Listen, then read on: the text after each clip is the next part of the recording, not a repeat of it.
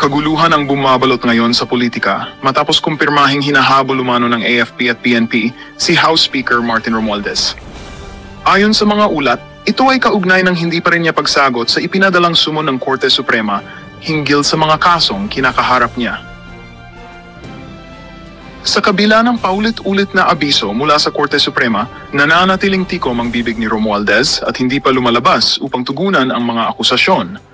Dahil dito, napilitan umanong kumilos ang mga pangunahing puwersa ng AFP at PNP upang tiyakin na makahaharap siya sa legal na proseso. Ang sitwasyong ito ay nagdulot ng matinding intriga at diskusyon lalo na sa Kongreso kung saan nananatiling critical ang papel ng Speaker. Habang tumitindi ang tensyon, nakabimbi ng tanong kung susunod ba si Romualdez sa batas o patuloy na iwasan ang mga summon ng Korte Suprema. Sa ngayon, nananatiling bantay sarado ang publiko sa magiging aksyon ng AFP, PNP at ng mismong kataas-taasang hukuman. Isa lang ang malinaw, hindi matatakasan ng sinuman, gaano man kataas ang posisyon, ang panawagan ng hustisya.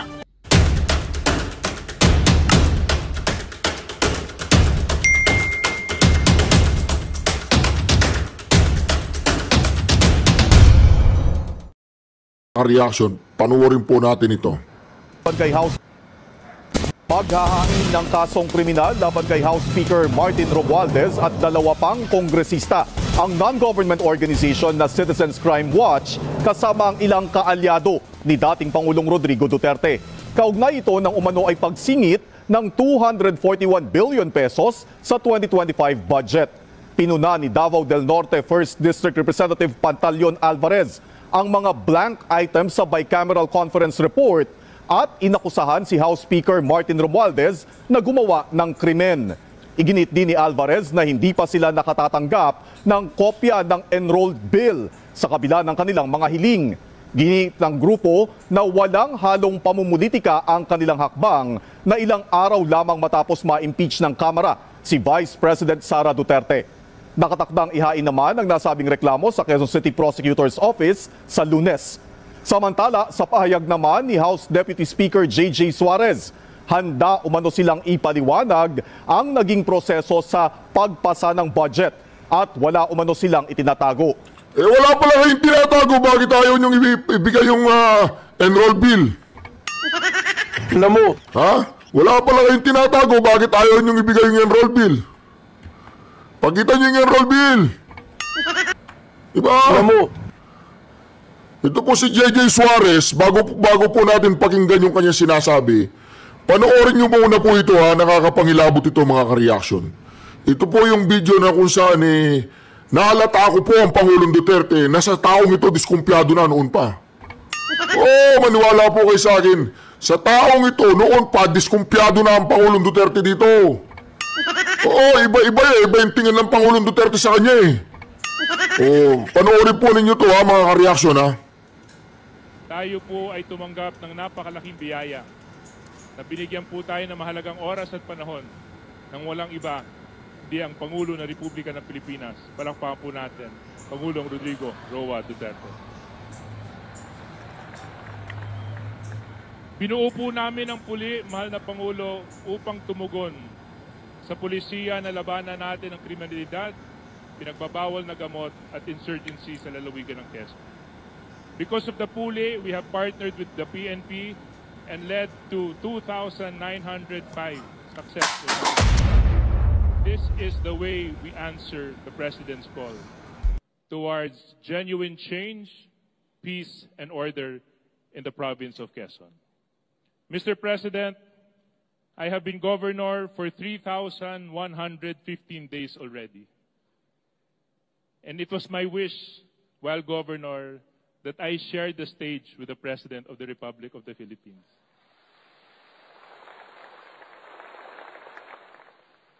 Thank you for granting my wish. And it has also been my wish. Nakikita niyo po yung itsura ng Pangulong Duterte? Ako kilala kong Pangulong Duterte, pag ganito yung itsura niya, medyo diskumpiyado siya. Tignan niyo po. Tignan po ninyo, tignan ninyo. Been governor for 3,000. Nakikita po niyo yung itsura niya? Yan po ang tingin na sinasabi ng Pangulong Duterte. Nagmumura na siya niyan. Yung pag nakatingin siyang ganyan, nagmumura na yan. Hindi mo lang marinig, JJ ha, nagmumura na yan. Kasi ang Pangulong Duterte, merong ano yan eh, merong telepathic yan eh. Merong sensor. Nase-sensor niya kung sino yung mga, alam nyo na. Namo. Oo. Nase-sensor niya yung mga gano'n. Meron siyang telepathic dito sa kanyang ulo. Makita ka pa lang ng Pangulong Duterte, talagang nalalaman na niya kung sino yung mga gago. Opo. Maniwala kayo. Namo. Nakikita niya ako. Tingnan po niyo yung kanyang facial reaction. 100. Oh. Sabi siguro ng Pangulong Duterte, sasampalin kita dyan eh. Kilala kita eh, di ba? Ganyan ang Pangulong Duterte, mayroon siyang sense. Tingnan nyo. 15 days already. Oh. Alam niyo ang Pangulong Duterte, kapag nagpipigil yan at tuwag, nagaganyan yan.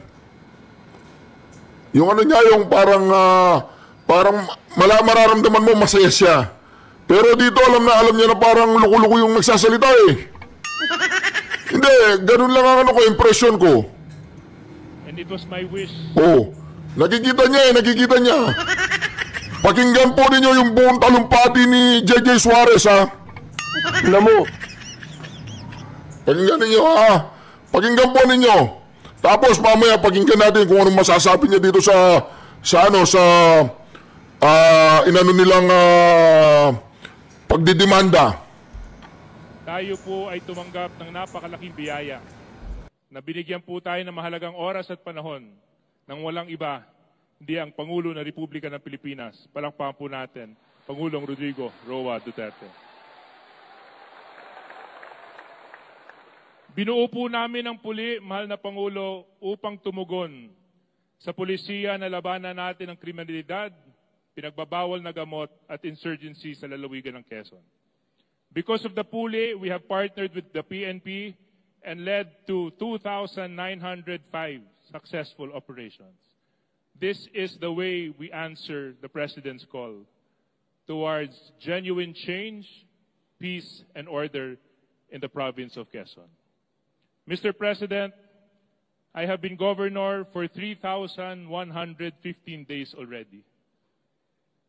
And it was my wish, while governor, that I shared the stage with the President of the Republic of the Philippines.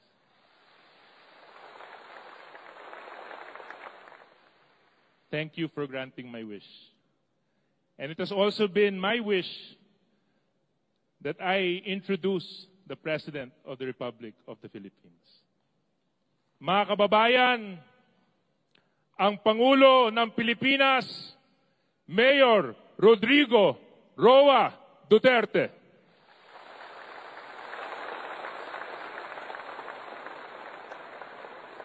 Salamat po.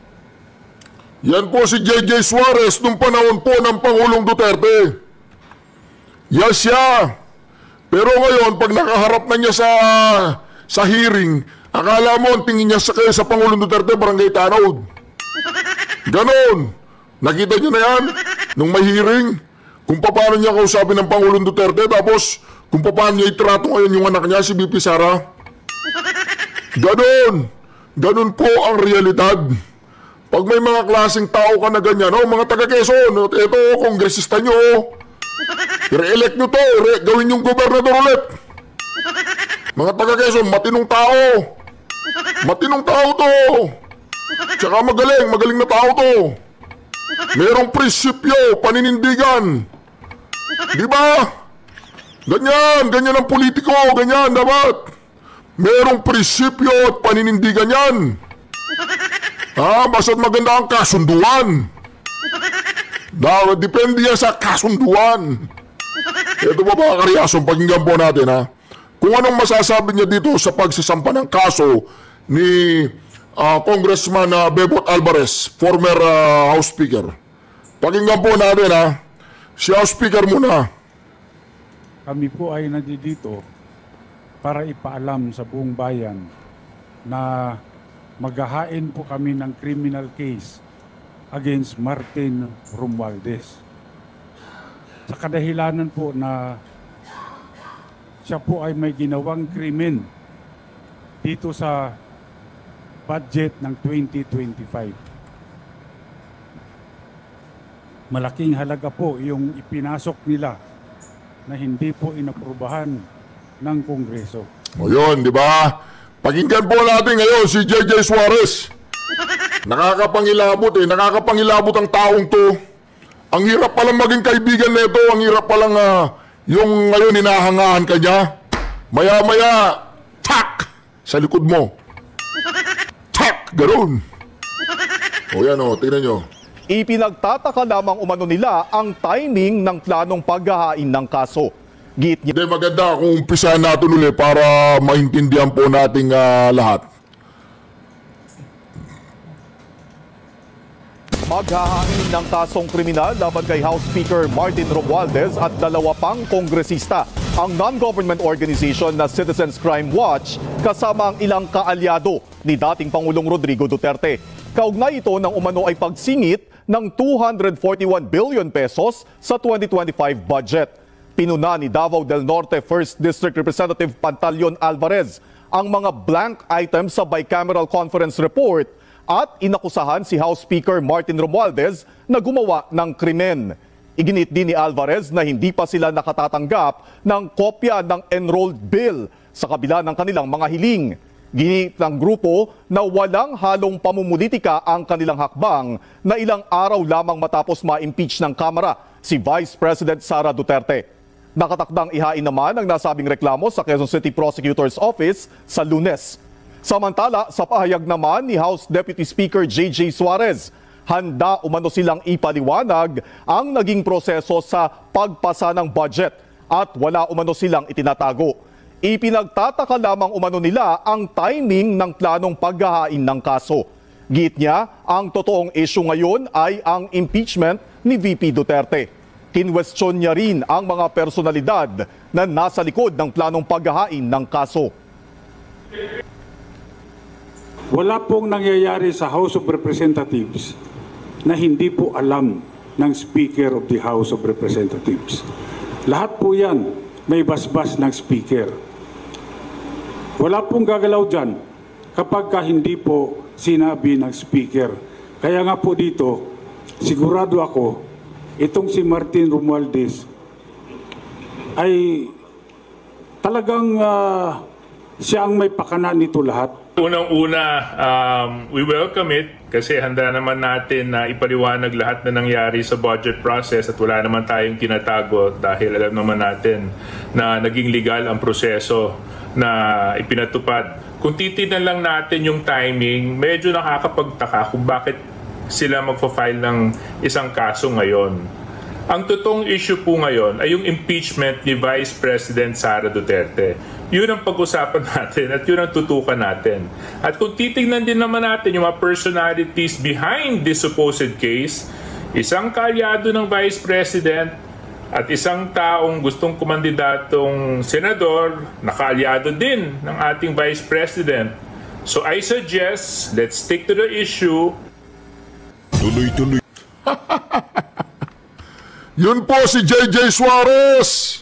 Sabi nga mapapa-PI ka na lang eh. Di ba? Kung hindi mo kayang makidil o makipag-ugnayan sa mga snake fish. Di po ba? Di po ba mga ka-reaction? Makikita mo po sa isang tao yun eh. Kaya ang Pangulong Duterte hindi siya ngumiti eh. Nung in-introduce siya, hindi siya ngumiti. Hindi naman si JJ Suarez ang pinuntahan niya sa Quezon eh. Ang pinuntahan niya sa Quezon ay yung mga taga-Quezon. Di po ba mga taga-Quezon? O ngayon, yan o, yung congressman ninyo, gustong ipa-impeach si VP Sara. Sa tingin po ba ninyo, sinong matinong tao, si JJ Suarez o si VP Sara? Hindi, comment nyo sa comment section yan. Sabi ni JJ Suarez, ang harapin daw natin ngayon ay yung usapan sa impeachment. Hindi naman natin tinatalikuran eh. Hindi pag-usapan natin. Pero, bakit para yata JJ Suarez, para yata umuurong yung nyag balls ninyo? Bakit pag-usapan ninyo ang impeachment? Pag-uusapan namin yung BICAM. Hindi ba pwede yun? Sino may problema sa impeachment? Kayo. Problemahan nyo yung impeachment. Alam namin na naniniwala kayo pag na-impeach si BP Sara Duterte, uunlad ang Pilipinas, ganoon. Ganoon. At hindi kayo naniniwala kapag napatunayan ni na Congressman Bebot Alvarez na may pagnanakaw sa gobyerno, na may ginagawa kayong katarantaduan. Hindi kayo naniniwala na yun ay makakatulong sa bayan, di ba? Mas naniniwala kayo pag na-impeach si BP Sara, siya yung makakatulong sa bayan pag na-impeach. Pero hindi kayo naniniwala na kapag napatunayan natin na may mga nagnanakaw sa bayan, yun ay kaulad ng bayan, hindi kayo naniniwala doon. So ibig sabihin, JJ Suarez, ibig sabihin, pag pinag-usapan namin ang BICAM at pinag-usapan namin ang nakawan at pinag-usapan namin na wala yung enroll bill, ayaw nyo ipakita yung enroll bill, at pinipilit ninyo na sa tingin ninyo ay legal ang ginawa ninyo sa 2025 o budget of 2025, sinasabi ninyo lahat legal, lahat ay walang okus-pokus. Pero bakit pumirma ang mga miyembro ng BICAM na mayroong blank items? Kasama ba si Suarez sa BICAM? Kasama ka sa BICAM, Suarez. Di po ba mga ka-reaction? Ngayon, ayaw nilang pag-usapan yung BICAM. Ang totoong issue daw ay yung impeachment. Eh di impeach ninyo! Ay ngayon, kinu-question mo, JJ Suarez. Ito po ang question ni JJ Suarez. At na nangyari sa budget process at wala naman tayong tinatago dahil alam naman natin na naging legal ang proseso na ipinatupad. Kung titignan lang natin yung timing, medyo nakakapagtaka kung bakit sila magpa-file ng isang kaso ngayon. Timing? Yung bang timing ng inyong pag-impeach kay BP Sara, hindi smoke screen para hindi na makita ng tao yung nakalkal na BICAM? Timing? Sinong tumiming, kayo o ang mga ito? Sina Kong Bebot? Sina Kong Bebot ba ang tumiming o kayong mga huwadkom? Di po ba mga ka-reaction? Ang galing din ni JJ Suarez. Alam nyo, pag busog ang tao, ganyan ang kanyang estilo. Di ba? O, pag ganyan nyo, ha? Unang-una, we welcome it kasi handa naman natin na ipaliwanag lahat na nangyari sa budget process. Handa pala kayong ipaliwanag lahat sa budget process eh. Ba't hindi pa nagsasalita si Tamba? Bakit na nagsasalita lang si Kimbo? Ginawa niyong paing si Kimbo ngayon, nagdadadada. Ang sabi niya, mayroong blanco, yun. Kaya nga bayani siya ngayon bayani. Di ba bayani ng mga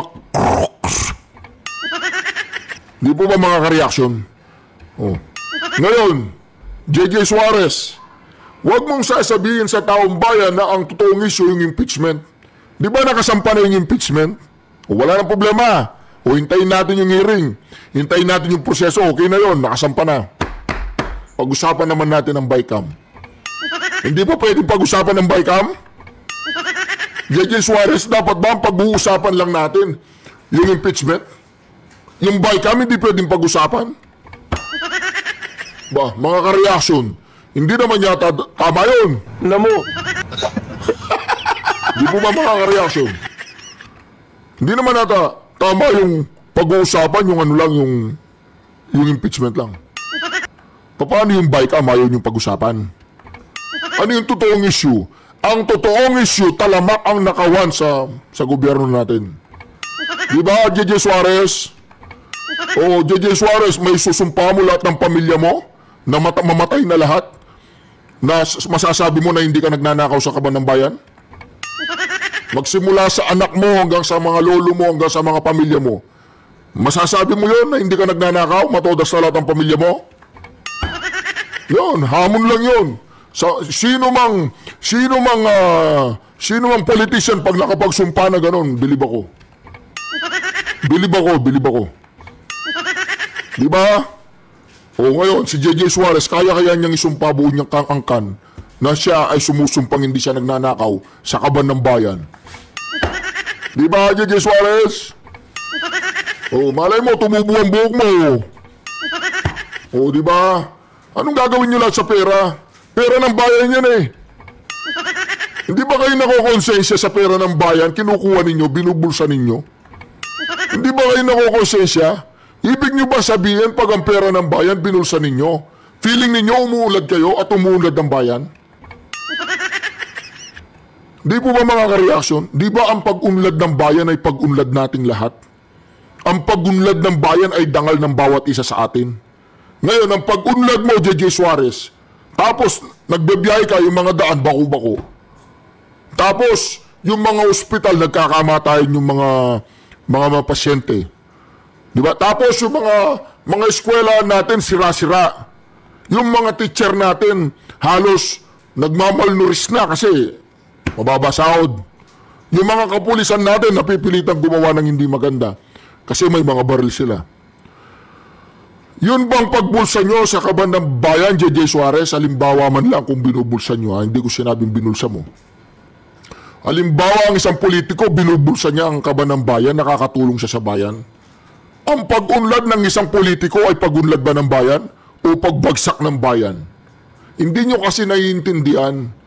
Kung hindi sana kayo nagnanakaw, kung nagtatrabaho sana kayo ng maayos, katulad ng mga Duterte, kung makikita mo yung Davao de JJ Suarez, ikumpara mo yung Davao sa Quezon, pasintabi po sa mga taga Quezon, ha? Hindi ko pa napalitaan ng Quezon na may 911 o talagang makakasabay siya sa Davao. Sa buong Pilipinas, sa buong Pilipinas, hindi ko masasabi kung ano ang pwedeng sumabay sa Davao. May mga resibo ang mga Duterte, JJ Suarez.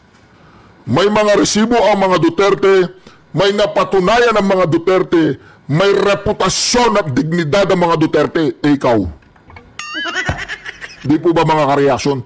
So halimbawa, JJ Suarez, na ikaw ngayon ay pinagtatanggol mo si Tamba, pinagtatanggol mo ang iyong mga kapartido, tanungin kita, yung bang mga kapartido mo nagnanakaw o hindi? Hindi nagnanakaw? Ngayon, pag nagnakaw kayo, halimbawa lang, hindi ko sinabi nagnanakaw kayo. Halimbawa, pag nangulimba kayo ng bilyon-bilyon, nilagay nyo sa mga pitakan ninyo, sa mga bank account ninyo, tapos namigay kayo ng mumo sa mga tao, 1,000, 500, sa palagay ba ninyo natutulungan nyo ang bayan at umuunlad ang bayan ninyo? Tapos gusto mong pag-usapan ang isang Duterte, ang isang vice-presidente, na hamak naman na mas matino kesa sa inyo. Masasabi ko yun. Tanungin kita, JJ Suarez, sinong mas matino? Si BP Sara o ikaw? O, di ba mga kareaksyon? O, ganun yun. Hindi, real talk lang tayo dito, real talk. Lahat ng tao nagkakamali yan. Hindi ko sinabing nagkakamali. Halimbawa, bibili ka ng isda, nakita mo napakaganda nung chicken, binili mo yung chicken. Pag uwi mo sa bahay, nagalit yung asawa mo, nagkamali ka, isda pala pinapabili. Pero yung pagkakamaling pagnanakaw, ha? Yung, alam nyo, hindi ko alam kung paano kayo nakakatulog gabi-gabi. Tapos nakikita ninyo yung mga kababayan ninyo sa kalsada, nakikita ninyo yung mga daan, nakikita ninyo yung mga ambulansya na wala sa ayos. Tignan mo yung mga ambulansya sa Davao, JJ Suarez. Tignan mo yung Davao! Kaya dito mga kareaksyon, kung ang mga politician natin, tanggalin lang nila yung mga makasarili nilang mga interes. Uunlad ang Pilipinas. Kaya lang mga kareaksyon hanggang ngayon hindi pa nagigising. Siguro panaunaw pang kalampagin, panaunaw pang tulungan. Hindi naman natin sinasabing may mga nagnakaw. Ang sinasabi lang natin dito, nasaan yung enroll bill? Ibigay ninyo yung enroll bill. Ito, pakinggan po natin to, ha. Sabi ni JJ Suarez, legal daw. Lahat legal. Yung General Appropriation Act ng 2025, lahat legal. Panoorin mo to, JJ Suarez. Inamin ni House Appropriations Committee Acting Chairperson Stella Kimbo na may mga blanco sa BICAM report ng 2025 national budget pero wala na sa enrolled bill na nilagdaan ng Pangulo. Giit pa niya, Kahit may mga blanco ang report, ay tukoy na ang pondo sa lahat ng item sa budget bago pinirmahan ng mga BICAM member. Nakatutok si Jonathan Anda. Totoong may mga blanco sa BICAM report ng 2025 national budget na ipinasa ng Kongreso. Ayon yan mismo kay Marikina Representative Stella Kimbo, acting chairman ng Appropriations Committee ng Kamara. But we do acknowledge po that there are blanks na po doon sa BICAM report na pinirmahan ng BICAM and ni-ratify ng Senado. Yeah, so notwithstanding any typographical errors or any adjustments that are needed as a result of amendments, ay authorize naman po ang technical staff ng both House and Senate to make all of these necessary corrections. Pero sabi ni Kimbo, kahit may mga blanco, tukoy na ang pondo sa lahat ng items sa budget bago pa pirmahan ng BICAM members ang BICAM report. Otorisado raw kasi ang mga technical staff ng Kamara at Senado para gumawa ng anyay correction sa pondo, batay sa omnibus motion na ito na nasa BICAM report. Lahat po ng naging corrections ng ating technical staff, lahat po yan ay ministerial na lamang. Ibig sabihin, calculator activity na lang po. So, lahat po, wala na po silang discretion dahil lahat po ay decided na po by the BICAM members at the point of signing. Pero tanong ng media kay Kimbo, Considered typographical error daw po yung pag-fill in the blanks ng mga amount. There are some na typographical error.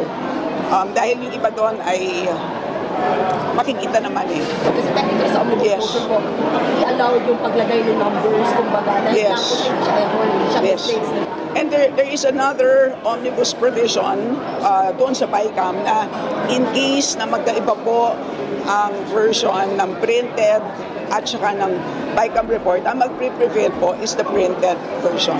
Sa Kimbo, wala naman ng blanco ang 2025 budget ng maging enrolled bill na ito. Kaya gate niya, it is legal, it is fully enforceable, it is valid. Dahil po ang ating enrolled bill, ibig sabihin po ang General Appropriations Bill na nanggaling po sa Magandang balita ang hatid namin sa inyo ngayong araw. Sa pagtatapos ng aming balitaan, nagbigay kami ng mga mahalagang impormasyon. Maraming salamat sa pagtutok at pagsuporta sa aming programa. Huwag kalimutang manatili sa mga susunod na araw para sa mga bagong balita at mga kwento na dapat nating abangan. Mula sa Boses ng Masa, magandang araw, Pilipinas!